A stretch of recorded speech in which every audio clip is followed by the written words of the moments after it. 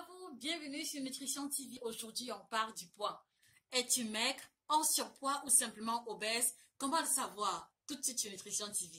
Africain, africain, levez-vous danser, danse, danser, merengue. Danse, danser, merengue. Cameroun, danser, merengue. Martinique, danser, merengue.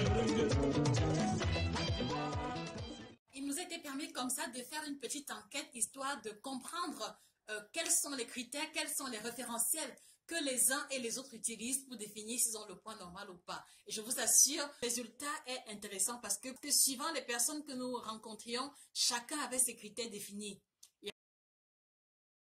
Premièrement, il y a une catégorie qui nous a fait comprendre que lorsque les personnes de leur entourage, lorsque les collègues, les amis, maris et enfants leur font remarquer qu'ils ont pris du poids, alors c'est à ce moment-là qu'ils prennent conscience. Donc par conséquent, tant qu'il n'y a pas de remarques de l'entourage, ils n'ont pas le sentiment d'être en surpoids. Cette catégorie utilise l'environnement ou alors les personnes les plus proches comme référentiel pour définir s'ils ont le poids normal ou pas. Aussi, une autre catégorie qui a été interrogée nous faisait comprendre qu'ils savent qu'ils sont en surpoids quand leurs vêtements commencent à leur serrer. Ok, ce n'est pas mauvais comme critère, mais qu'en est-il maintenant si on est fan de vêtements amples? Parce que si on est fan de vêtements amples, ça va de soi qu'on va prendre du poids et sans jamais se rendre compte. Enfin, il y avait aussi une autre catégorie qui nous faisait comprendre que ce n'est que lorsqu'ils ressentent le mal de genou, lorsqu'ils ressentent le mal de dos, lorsqu'ils ressentent des malaises articulaires, qu'ils prenaient conscience qu'il est probable qu'ils aient pris du poids. Et c'est à ce moment-là qu'ils vont aller contrôler leur poids en question. Alors, vous comprenez très bien que d'une personne à une autre, la définition de l'état de maigreur, la définition de l'état de surpoids varie d'une personne à une autre. Mais est-ce qu'il s'agit véritablement de critères scientifiques, de critères fiables et traçables pour définir notre statut pondéral? Malheureusement, non. Alors, pourquoi est-ce que nous avons pris l'initiative aujourd'hui de proposer un contenu qui vous permettra de découvrir quel est votre statut pondéral actuel et de proposer également un outil qui sera votre accompagnateur chaque fois qu'il sera question de contrôler votre statut pondéral. Tout de suite sur Nutrition TV. Et donc, l'outil fondamental de définition du poids idéal ne sera pas les remarques de l'entourage, non plus l'état d'ampleur des vêtements, si qu'on va utiliser en coaching nutritionnel et dans beaucoup d'autres disciplines. Il s'agit de l'indice de masse corporelle, abrégé IMC. Beaucoup ont déjà entendu parler, beaucoup même parmi vous savent de quoi est-ce qu'il est question, mais nous allons revenir dessus, histoire comme ça de fixer les bases afin que pour tous les contenus à venir, que ce ne soit plus une interrogation pour beaucoup d'entre vous. De quoi est-ce qu'il est question? Alors, il s'agit simplement du rapport entre le poids en kilogrammes, donc votre poids en kilogrammes sur votre taille au carré en mètres. Donc, voilà de quoi est-ce qu'il est question lorsque nous parlons d'indice de masse corporelle. Et donc maintenant, à partir du résultat que vous allez obtenir suivant cette opération mathématique, on va obtenir une valeur qui sera sujette à une interprétation qui nous permettra ainsi de définir notre état de corpulence. Pour vous aider à mieux comprendre de quoi est-ce qu'il est question, on va prendre un exemple concret. On va prendre l'exemple de Paul, 1,80 m et qui pèse 98 kg. Il sera comme ça question pour nous de savoir si Paul a le poids normal en fonction de sa taille et de son poids. Nous allons effectuer l'opération mathématique afin que vous compreniez de quoi est-ce qu'il est question. Pour le calcul de l'IMC achevé, il est question de passer à l'interprétation. À quoi donc correspond la valeur de l'IMC obtenue? Et pour ce faire, nous avons les différentes interprétations possibles liées à la valeur de l'IMC obtenue. Donc, vous pouvez vous rendre compte que chaque fois que l'IMC sera égal à 16,5, cela voudra dire que vous êtes gravement dénutri dans un état de famine avancée.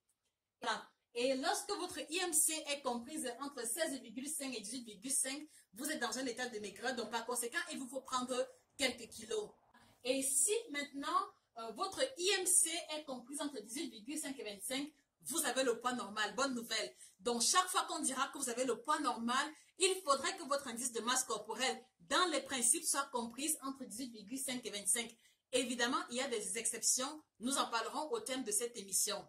Alors ensuite, si la valeur d'IMC calculée vous donne une valeur comprise entre 25 et 30, vous êtes en surpoids, donc par conséquent, il vous faut réduire vos kilos.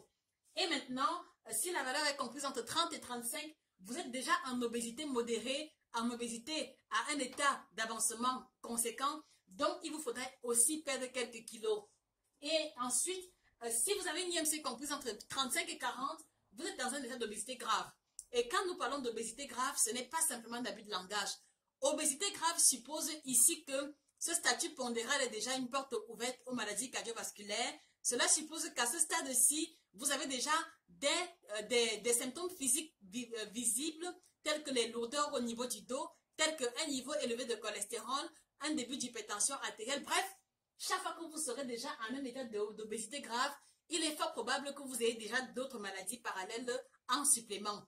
Justement, l'importance de revoir votre statut pondéral à la baisse pour vous mettre à l'abri de ces maladies-là. Et enfin, situation plus critique, vous avez ici l'obésité morbide. Obésité morbide qui correspond à une valeur d'IMC supérieure à 40. Donc, si votre IMC est supérieur à 40, vous êtes dans un état d'obésité morbide. L'obésité morbide, tel que le nom l'indique bien, c'est une obésité qui a un lien direct avec la mort. Et cela suppose que ici, vous pouvez avoir un arrêt cardiaque à tout moment.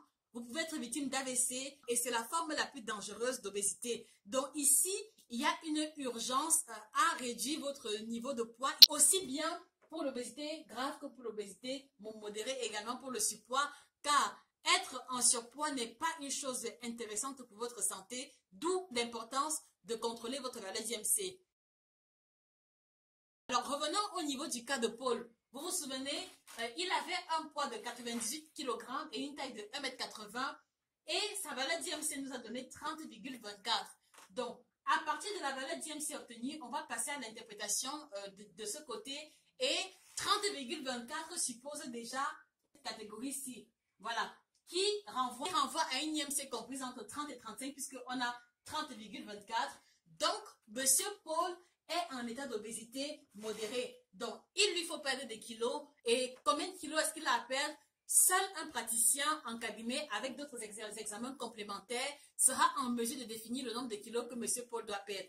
Parce que l'IMC n'est pas l'unique outil à utiliser lorsqu'il faut définir le statut pondéral. Une fois le calcul de l'IMC achevé, vous vous rendez bien compte que la définition de la qualité ou alors du statut pondéral ne se fait pas au hasard ou alors suivant une appréciation objective. Il y a bel et bien des outils qui sont utilisés par les praticiens pour pouvoir y arriver. Le premier était l'indice de masse corporelle. Il y a aussi d'autres tels que l'impédensmétrie qui permet comme ça de définir le pourcentage de graisse que possède un individu donné et le pli cutané. Alors, après calcul et après interprétation, quel est votre statut pondéral actuel? Voici comme ça achevé, téléspectateurs fidèles, la première étape qui consiste à apprécier le niveau de corpulence à travers l'outil intitulé IMC. Évidemment, ce n'est pas un outil fiable à 100% parce que justement, à ce calcul, on va avoir des exceptions à la règle et c'est justement ce que nous allons vous présenter. Avant de continuer, une précision qui est une précision de taille, une précision d'importance. L'indice de masse corporelle ne s'applique pas à toutes les catégories d'individus. Exemple, les femmes enceintes. Donc, vous êtes d'accord avec moi qu'une femme qui est enceinte, une femme qui est à 8 mois de grossesse, elle a pris au moins 5 à 10 kilos, parfois même 15 kilos quelquefois. Et donc, si nous devons calculer son indice de masse corporelle, les valeurs seront faussées parce que, en fait, le poids qu'elle fait à ce moment-là n'est pas uniquement son poids à elle seule. Il y a le bébé et il y a également le liquide amniotique et le placenta qui vont influencer son statut pondéral. Donc voilà pourquoi est-ce que les femmes enceintes ne seront pas soumises au calcul de l'indice de masse corporelle. Il y a aussi les sportifs de haut niveau, ceux qui font la musculation, ceux qui font du culturisme, parce que dans la logique du développement de la masse musculaire, il y a une forte prise de muscle qui va avoir un poids conséquent sur la balance. Donc voilà pourquoi est-ce que une personne qui fait de la musculation avancée, une personne qui fait du culturisme ne sera pas soumise au calcul de l'IMC. Et enfin, on va avoir les seniors, les personnes âgées de plus de 65 ans, qui elles aussi ne pourront pas obéir au calcul de l'IMC. Il existera donc pour cette catégorie d'autres outils d'appréciation de leur statut pondéral. Donc si vous avez 70 ans, nous ne pourrons pas utiliser le calcul de l'IMC comme indicateur pour apprécier votre statut pondéral. Donc, au-delà, il existe d'autres outils et en deçà également, il existe d'autres outils qui vont consister comme ça à la courbe de poids additionnée aux valeurs de l'IMC, mais suivant une courbe bien définie. Donc, voilà, chers fidèles téléspectateurs, à quoi se voulait l'appréciation de votre statut pondéral à travers le calcul de l'IMC. Donc, une fois de plus, nous vous invitons à effectuer le calcul vous-même en prenant votre poids en mètres, en prenant votre poids en kilogrammes et votre taille en mètres et en effectuant l'opération mathématique telle que nous vous l'avons montré ici. Et comme ça, partagez avec nous les valeurs obtenues. Quel est votre niveau de corpulence actuel au regard des valeurs de l'IMC, au regard des schémas d'interprétation que nous avons déballés tout au long de cette émission. Il sera question prochainement de mieux comprendre les causes qui induisent la prise de poids et également comment perdre du poids durablement sans plus reprendre. Restez scotchés sur Nutrition TV. N'oubliez pas de vous abonner et rendez-vous très prochainement pour des contenus extrêmement croustillants concernant la nutrition et le bien-être.